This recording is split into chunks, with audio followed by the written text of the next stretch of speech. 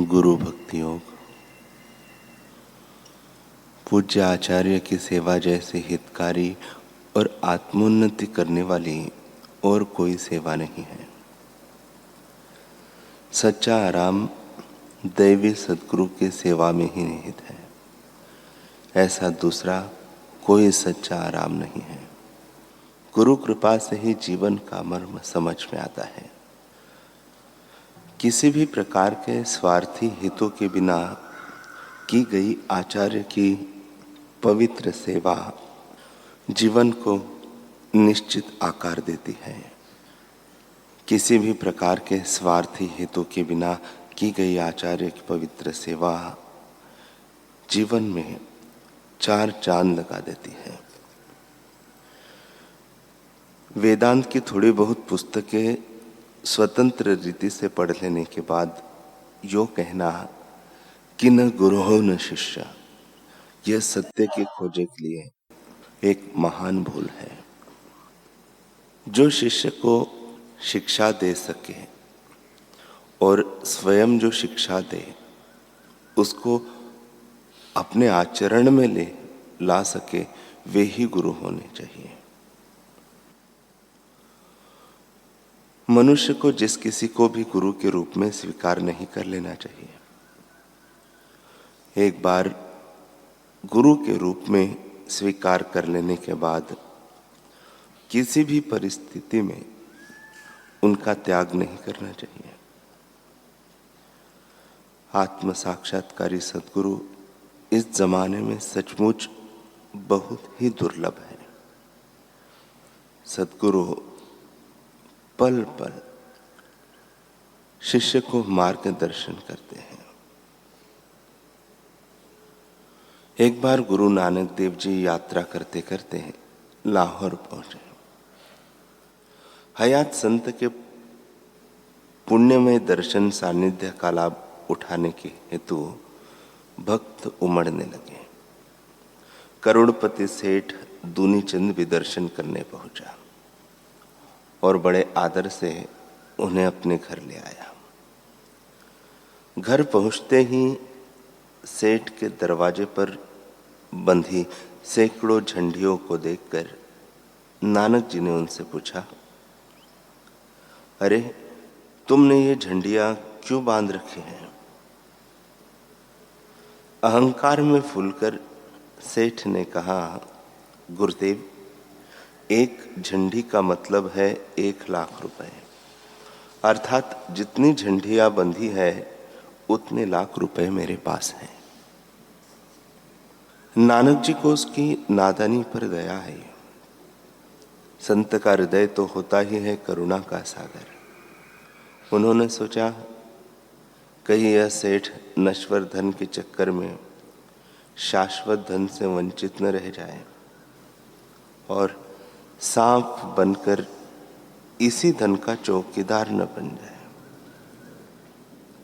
सेठ को अहंकार के दलदल से निकालने के लिए नानक जी ने एक सुई ली और करुणापूर्वक कहा, दूनीचंद, मेरी सुई को अमानत के रूप में तू अपने पास में रख, मैं परलोक में तुझसे यह ले लूंगा। दूनीचंद यह सुनकर थोड़ी देर सोच में पड़ गया। फिर बोले, गुरुदेव, यह कैसे संभव है? मृत्यु के समय तो यह शरीर भी साथ नहीं चलता, इसे यही छोड़कर जाना पड़ता है, तो फिर यह सुई मैं अपने साथ कैसे ले जा सकता हूं? नानक जी हंस पड़े और बोले, दूनी, अब तो खुद ही विचार कर कि जब शरीर या एक सुई भी तू साथ में नहीं ले जा सकता, तो यह धन संपदा साथ कैसे ले जाएगा? गुरु नानक जी की बातों से दूनीचंद का विवेक जाग उठा। वह नानक जी के चरणों में प्रार्थना करते हुए बोला, गुरुदेव, धन के अहंकार ने मुझे अंधा बना दिया था। आज किसी जन्म के मेरे पुण्य जागृत हुए, जो आपके दर्शन हुए एवं सत्संग का लाभ मुझे मिला। अब आप ही मुझे सच्ची राह दिखाइए। नानक जी बोले, दुनी,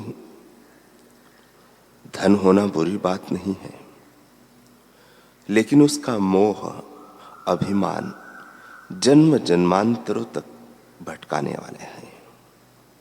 धन का अहंकार, सौंदर्य का अहंकार, बुद्धिमत्ता का अहंकार न जाने कौन कौन सी योनियों में भटकाता रहता है। यह जीवन तुच्छ सीमित अहम को सजाने के लिए नहीं, अपितु इसका विलय करके सच्चा अहम, अद्वैत स्वरूप अहम जगाने के लिए मिला है।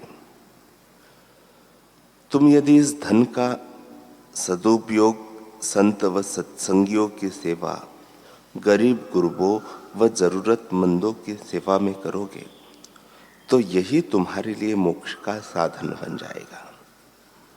अतः इस नश्वर धन के अहंकार को छोड़कर शास्त्रों और महापुरुषों के बताए हुए मार्ग पर चलने के, उससे आत्मज्ञान का शाश्वत धन पालो। इसी में मनुष्य जन्म की सार्थकता निहित है। संत वचन का आदर कर दुनीचंद ने अपनी संपत्ति सेवा में तथा शेष जीवन भगवत भजन में लगा दिया।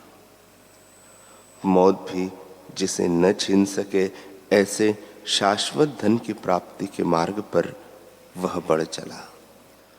बिना किसी स्वार्थ के हित करने वाले संसार में दो ही होते हैं, एक भगवान और दूसरे भगवान के जीते जागते प्रकट विग्रह भगवत प्राप्त महापुरुष।